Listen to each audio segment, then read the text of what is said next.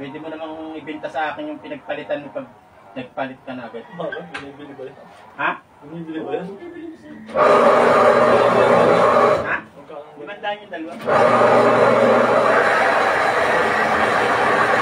Pero gamitin mo muna. Sayang din naman.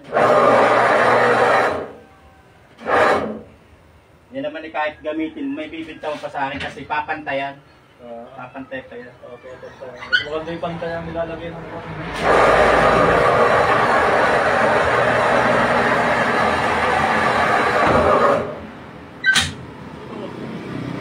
Doon kasi sa gusto mo, kapagay doon ka rin magpapalit sa bibilan mo kasi magpapalit ka eh. Oo. Kaya lang, huwag mo iwan yun. Kasi iba, iniiwanan na.